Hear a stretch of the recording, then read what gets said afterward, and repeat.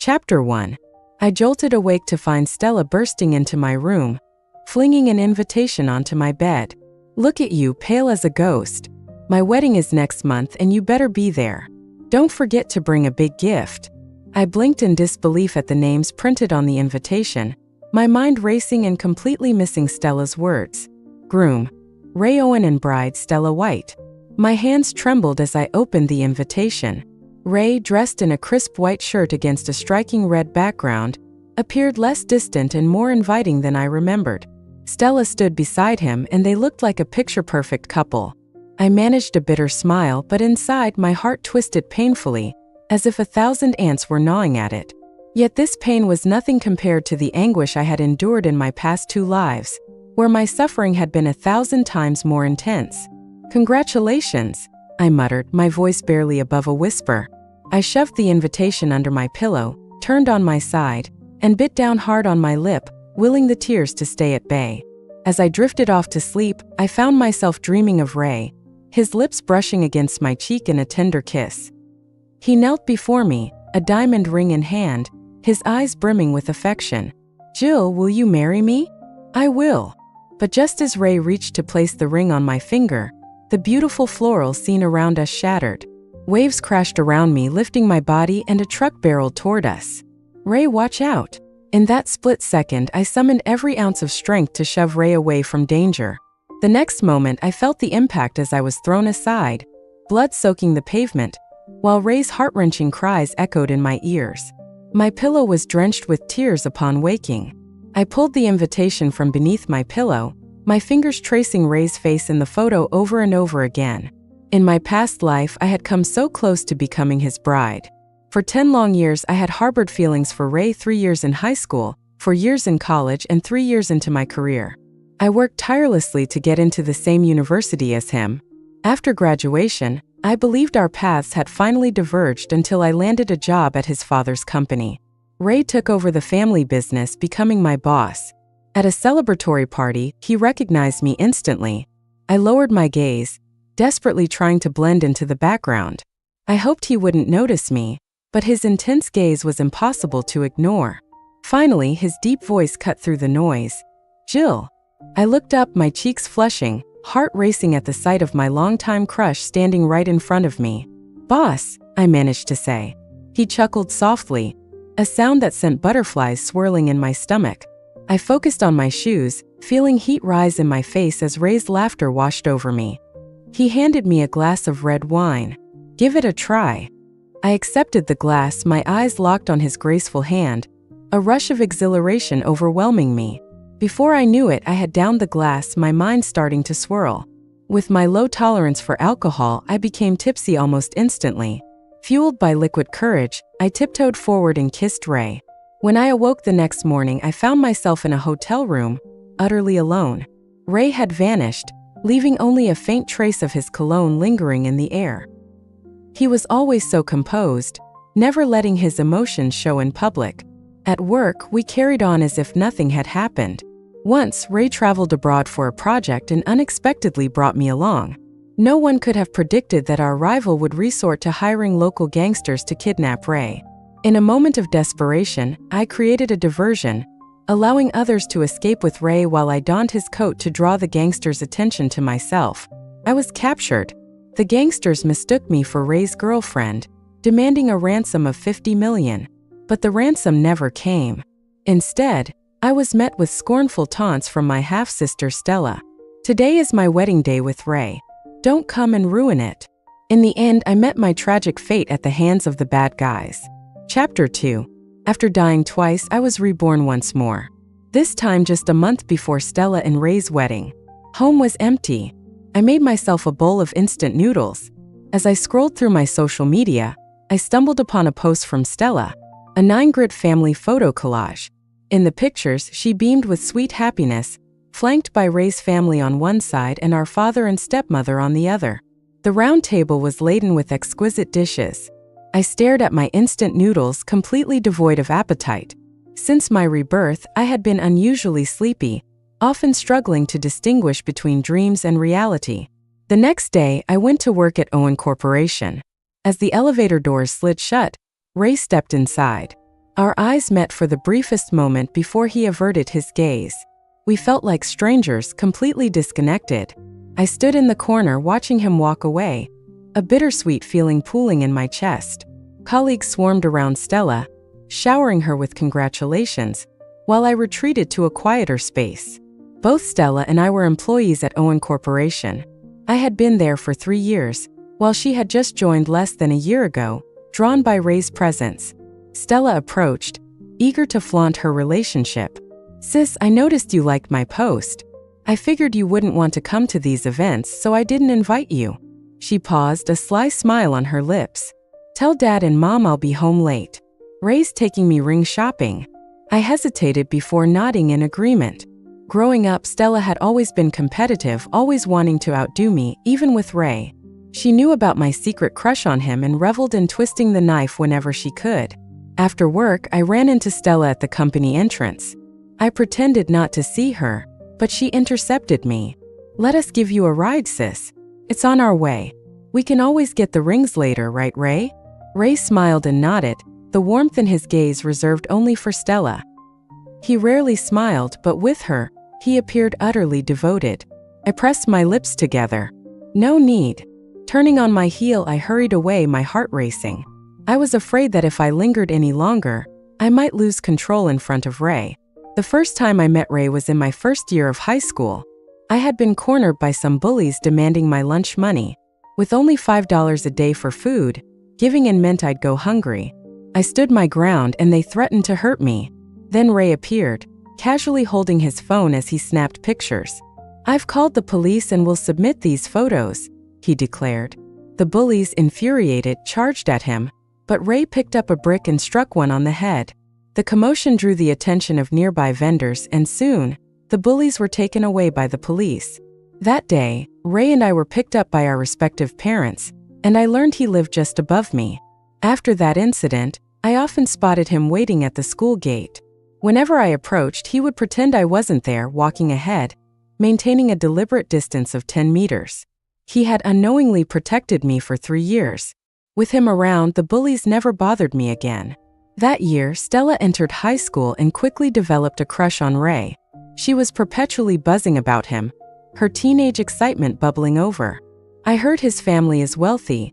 His dad is a successful businessman. Many girls like him, including me. He's not just handsome but also brilliant, like a hero from a novel. But he's so aloof and seems to have no friends. He's always alone. I quietly stored away every detail about him. During the second half of our senior year, everyone was focused on their studies. One evening after self-study, lost in thoughts about a math problem, I didn't notice Ray stop in front of me, and I bumped into his chest. Chapter 3. "I'm so sorry," I blurted, flustered, my cheeks burning with embarrassment. To my surprise, he chuckled softly. I was momentarily stunned. He averted his gaze, returning to his usual aloof demeanor. "Be careful next time," he said, his voice cool. Seeing him about to leave, I gathered my courage and called out. Just as he turned to leave, I found the courage to call out. I need help with a few math problems. I heard you're really good at math. Could you teach me?" Ray was a top student in science while I struggled with the humanities. Ray seemed momentarily taken aback but nodded. That weekend marked my first visit to his home. It was beautifully decorated, but I felt overwhelmed and out of place. Ray appeared distant, buried in his work and ignoring my presence. Trying to shake off my discomfort, I sat down across from him, determined to study. "Do we have guests?" Ray's father entered with an attractive woman. I noticed Ray's expression darken. Stella caught me coming downstairs, her eyes flashing with jealousy. "Jill, are you dating Ray? I'll tell Dad and Mom." "No, don't say that," I exclaimed, my heart racing. Stella seemed to sense my turmoil. She snatched the book from my hands and tossed it aside. "If you don't want me to tell, you have to promise me something." From then on, Stella always made me bring her to ask Ray questions. She insisted on tagging along whenever I met Ray. I became a mere background character in my own story. A week before the entrance exams, loud arguments and crashing sounds echoed from above. Later, I learned from my stepmother that Ray was the son of a mistress. His father's legitimate wife had found out about him and caused a scandal. After that, I didn't see Ray again. Until the day after the exams, I spotted him in the stairwell looking thinner. He was carrying a suitcase. Panic gripped me. I feared it would be our last encounter. Gathering my resolve, I asked, "Which university are you applying to?" "Westwood University," he replied. On my way home, I heard a cat meowing. An orange cat rubbed against my leg, meowing pitifully, instantly melting my heart. I picked it up, and it snuggled against me, allowing me to take it home. As expected, my stepmother exploded with rage. "You live off us, and now you want to keep a pet? Get rid of it, or you won't be coming back." I had longed to leave this place, but my stepmother had always held me back, knowing I would be responsible for the housework if I left. Looking down, I muttered, "Fine, I'll move out tomorrow." My stepmother snapped, pinching my arm painfully. "So you think you're tough now, huh? You don't respect us anymore. Why can't you be like your sister, obedient and sensible? I've wasted my years raising you. If I had known, I wouldn't have let you go to university. I should have married you off for some bride price." I numbly endured her tirade. When I got into Westwood University, my stepmother vehemently opposed it, claiming we couldn't afford the tuition. She insisted I settle for a local college instead. Thanks to my aunt, who argued fiercely with her, I got my tuition paid. But in that house, I felt like I had lost my place. While packing, Stella returned. "Let me take care of the cat. If I do, Mom won't kick you out." "I don't want you to leave," she pleaded. "I'm getting married next month. I need someone to help look after our parents," I said. But before I could refuse, Stella whisked the orange cat away. I chased after her but found Ray in the living room. He held the cat, smiling at Stella. Let's call it Ball. Chapter 4. Ray and Stella took the cat to the vet. Throughout, Ray didn't spare me a glance. In my past 2 lives, he had named the stray cat Ball. We had brought Ball to the vet together for checkups and vaccinations. Ball loved to cling to Ray, often sleeping on him and waking me in the mornings with soft meows for food. Even in this life, he remembered Ball. But he had forgotten me. I could no longer hold back my tears. With Ball's presence, Ray visited our home more often. I instinctively avoided him, working late every night for a week. Ball would rub against my legs, but Stella would scoop it up, protective as a mother hen. Ball was well taken care of, its coat shiny and smooth, much plumper than when I first rescued it. "Ball is my cat. You need to keep your distance," Stella declared. She seemed to forget that I had found Ball. My head felt heavy, too tired to argue, and I dragged my exhausted body back to my room. I slept until noon the next day. When I awoke, I had a high fever and a dry throat. After calling in sick, I drank some porridge and took a cab to the nearest hospital. While I was paying at the front desk, I saw Ray and Stella. "Ray, do you think it's a boy or a girl? We should prepare some names for when the baby arrives," Stella said excitedly. I watched them head toward the maternity ward. Dazed, I picked up my dropped receipt, Stella's words echoing in my mind. It felt as if my heart were being torn apart, making it hard to breathe. "Are you okay? Do you need help?" a nurse asked kindly. I shook my head, pale, but the world faded to black. When I woke up, I found myself in a hospital bed, hooked up to N4. After the nurse finished changing the last drip, she looked at me with concern. "You had a fever of 104. With the exhaustion, your body couldn't handle it." I sincerely thanked her, then drifted back to sleep. That sleep was deep and restorative. At 10 p.m., I returned home to a quiet house. Meow. Ball jumped onto the couch, eyeing me curiously. I picked it up and scratched its back. It purred in contentment.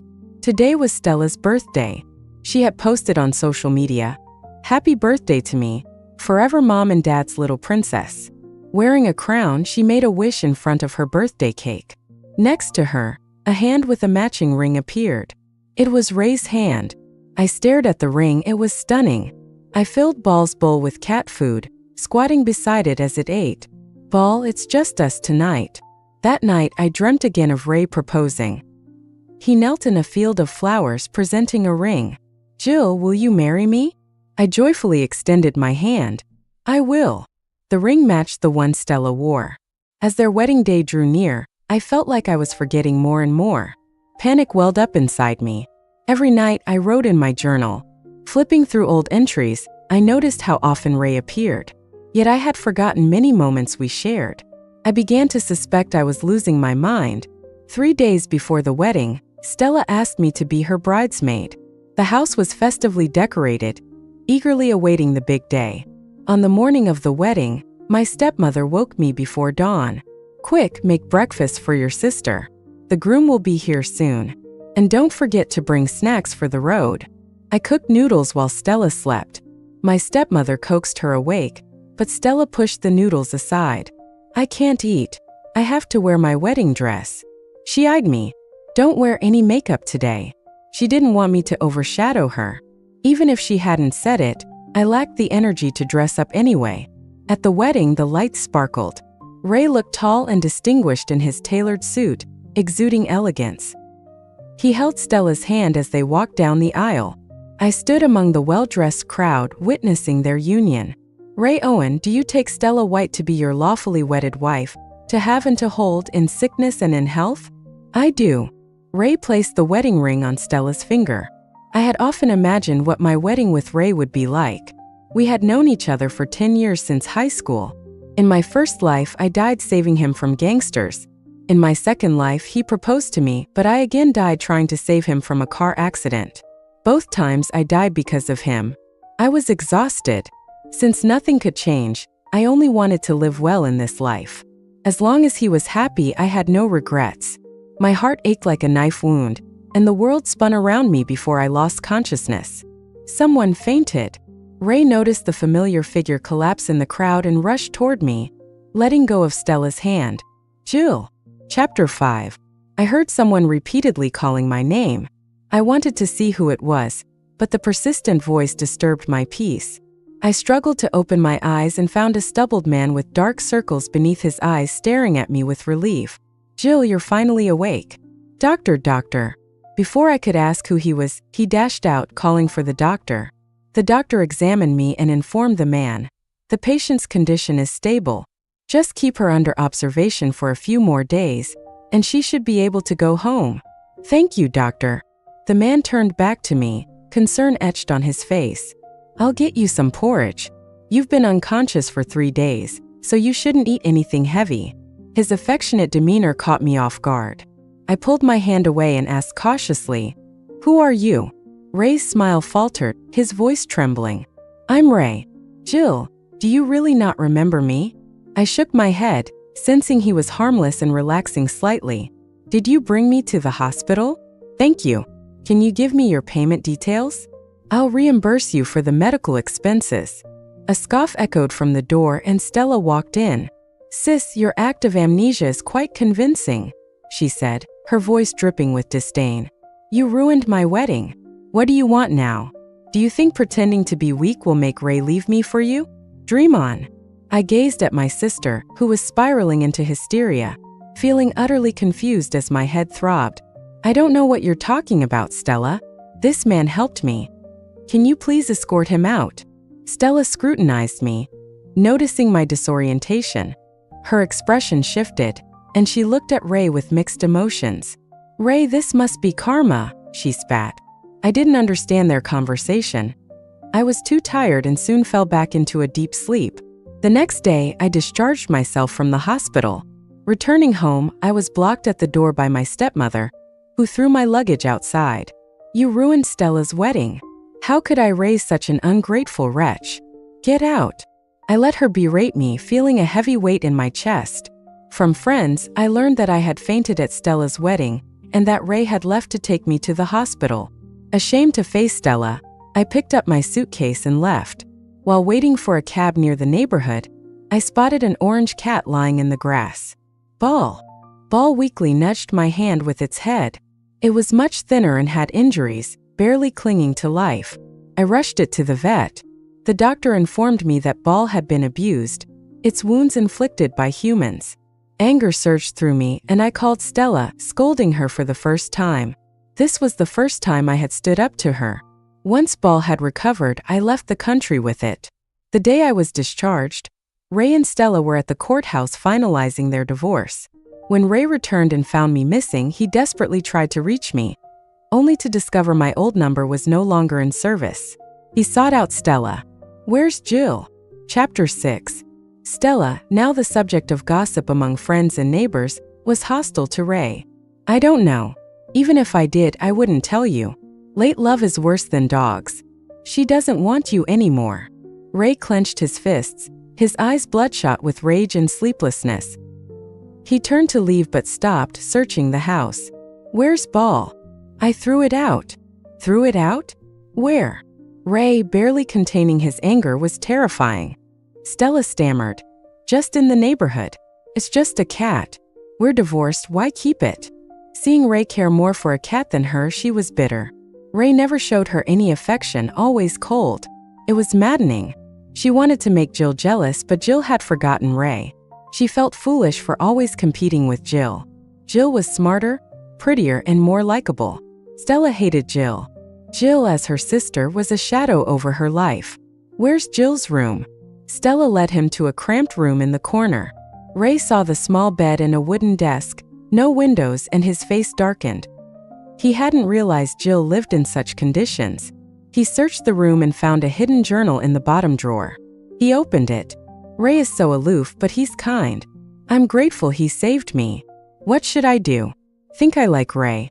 If he knows, will he hate me and stop waiting for me after school? I'm scared the bullies will come back. I got into Westwood University.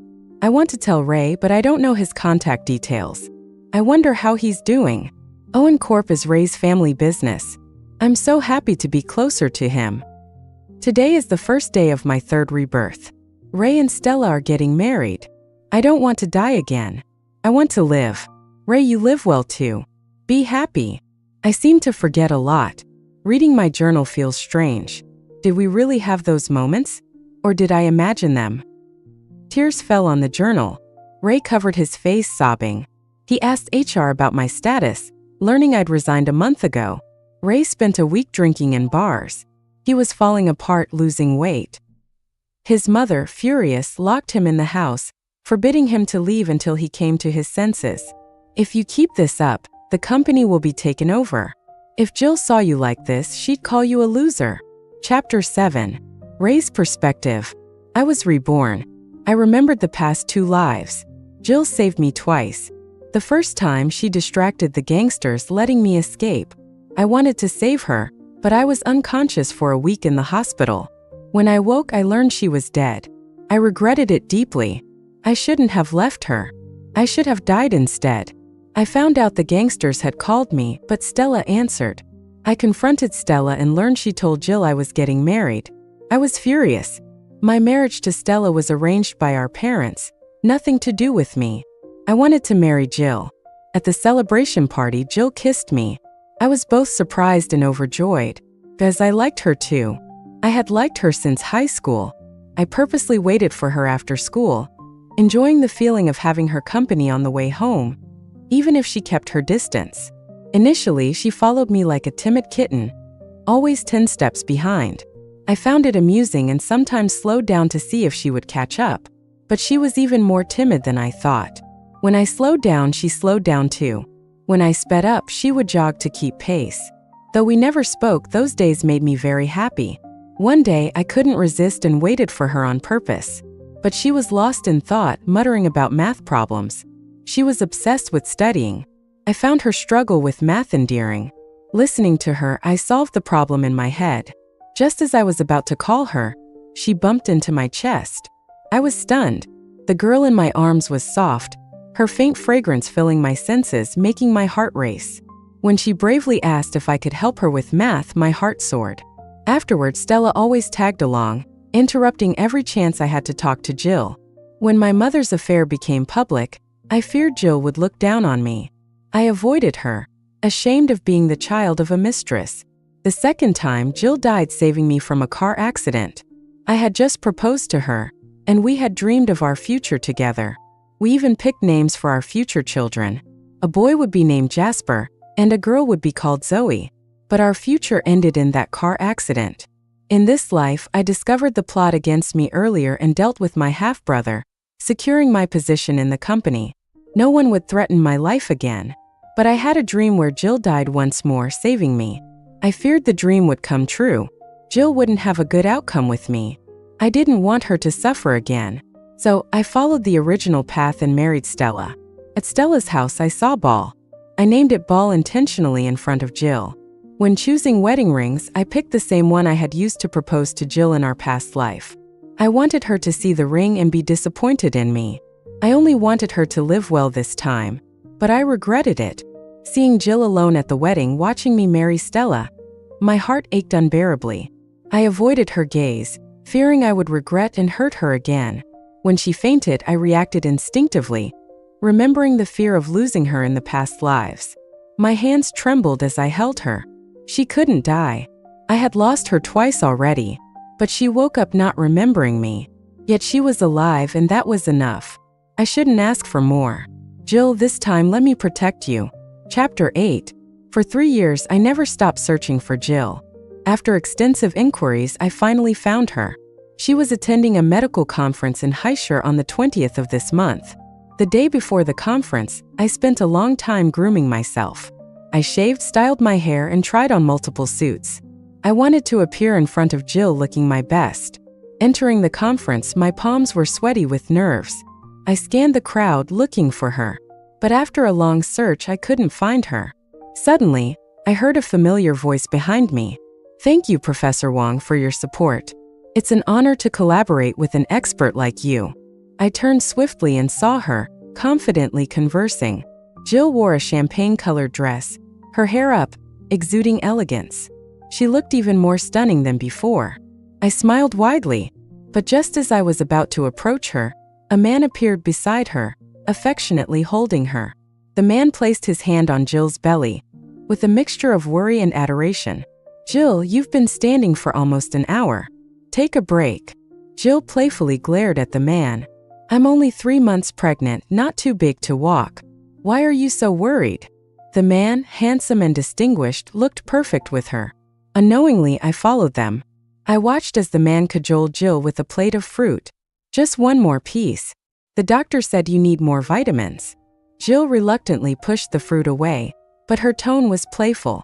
I really can't eat anymore. You're going to make me as fat as a pig. The man didn't mind eating the fruit Jill had nibbled on. How about this? Tonight I'll make you some late-night snacks. You said you were craving snail noodles. Just a bite, I won't tell your parents. The man showed no trace of his elite demeanor in front of Jill.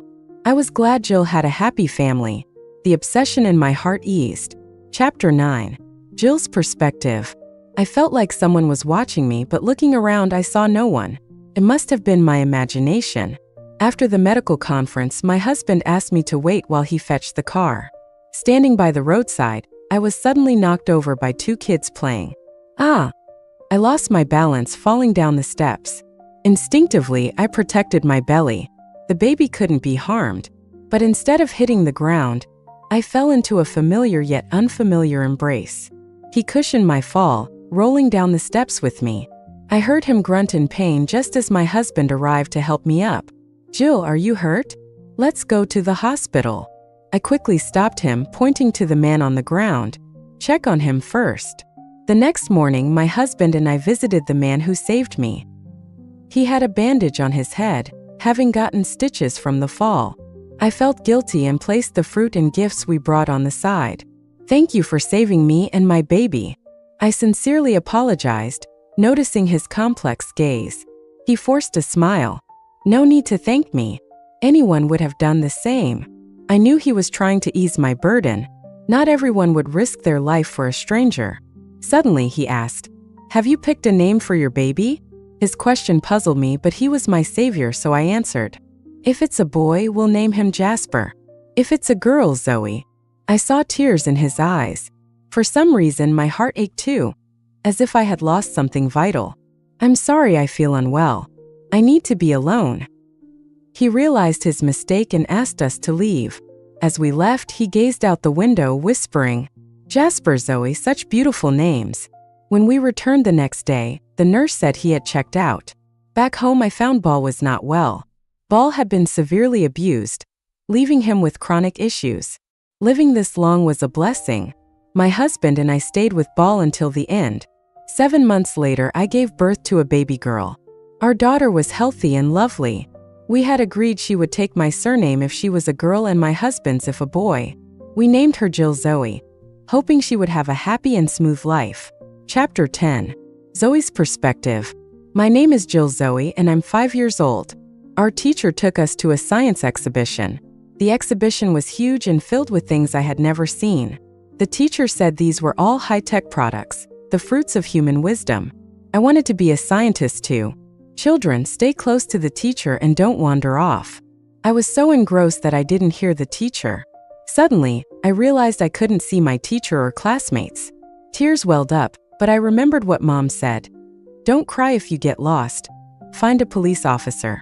I held back my tears. Little one, where's your mom? I looked up at the tall man before me, blinking. Mom said not to talk to strangers, but this man didn't look like a bad person. Do you have a phone? The man nodded, unlocking his phone and handing it to me. I dialed my teacher's number, speaking in my small voice. Teacher, I'm lost. The teacher told me to stay put and they'd come find me. I returned the phone, and the man explained my location to the teacher. The man picked me up, soothing me. Your teacher is on the way. Don't wander off again.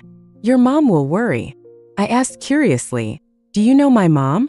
The man looked at me, his emotions complicated. Yes, I know her. I rolled my eyes, recalling a scene from TV. Are you in love with my mom? I have a dad who loves her very much. You don't stand a chance. The man chuckled, ruffling my hair. You're quite the character. Soon the teacher arrived, shocked to see the man. You're Mr. Owen. The man nodded, smiling at me. Take better care of the kids. Don't let them get lost again. The teacher promised, taking me away. I asked curiously, Teacher, who was that man? The teacher looked up to him. He's the CEO of Owen Corp, a leading philanthropist in our country. But it's a pity he never married or had kids, living alone. On my 18th birthday, I received a gift. The lawyer handed 3 wills to my parents and me. These are from Mr. Owen.